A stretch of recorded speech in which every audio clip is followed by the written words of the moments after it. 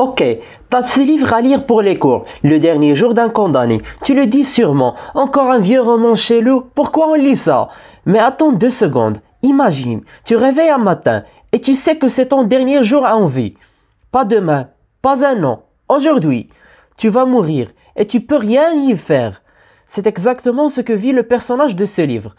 Et crois-moi, ce qu'il pense, ce qu'il ressent, c'est puissant, flippant et hyper profond. Alors t'accroches pas ton oreiller, accroche-toi à cette vidéo, parce que dans 5 minutes, tu comprendras pourquoi ce livre déchire. Vraiment. Alors on commence par premièrement, grand 1, les idées principales. On écrit idées principales ou idées essentielles. 2 points. Puis on se discute. On remarque premièrement, on a la réflexion profonde du condamné sur la mort, comme toujours. Deuxièmement, la peur croissante face à l'exécution imminente.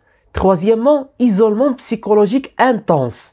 Quatrièmement, perte de repères temporels.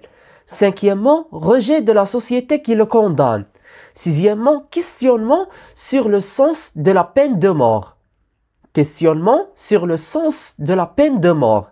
Septièmement, montée de l'angoisse et désespoir total. On écrit. Voilà.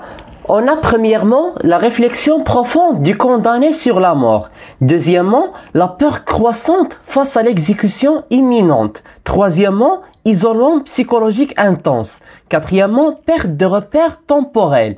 Cinquièmement, rejet de la société qui le condamne.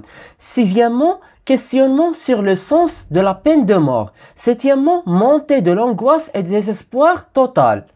On réunit tout ça, on a un résumé du chapitre plus précis. Reste avec moi. Deuxièmement, on écrit résumé du chapitre ou résumé de ce chapitre. Chapitre. 2 points.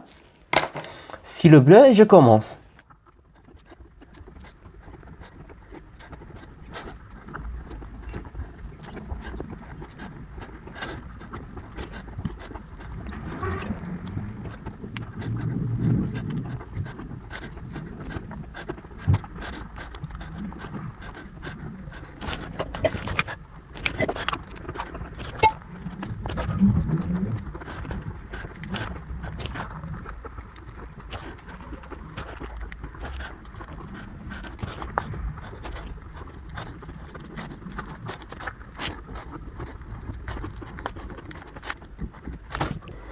Donc voilà le résumé.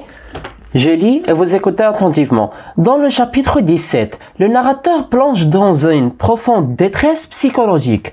L'angoisse de la mort le ronge de l'intérieur alors que le temps s'écoule inexorablement.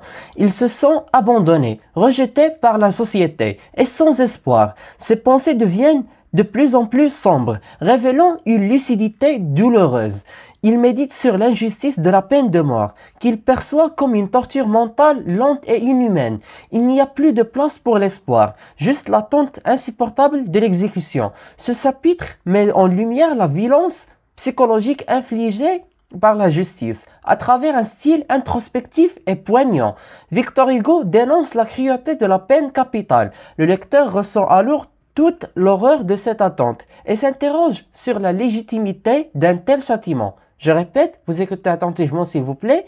Dans ce chapitre, ou bien dans le chapitre 17, le narrateur plonge dans une profonde détresse psychologique. L'angoisse de la mort le ronge de l'intérieur alors que le temps s'écoule inexorablement. Il se sent abandonné, rejeté par la société et sans espoir.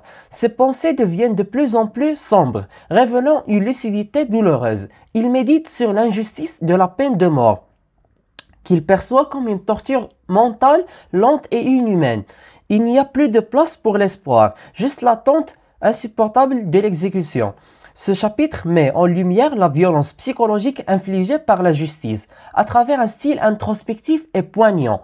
Victor Hugo dénonce la cruauté de la peine capitale. Le lecteur ressent alors toute l'horreur de cette attente et s'interroge sur la légitimité d'un tel châtiment. Et voilà tout ce qu'on a pour le chapitre 17 du roman, Le dernier jour d'un condamné.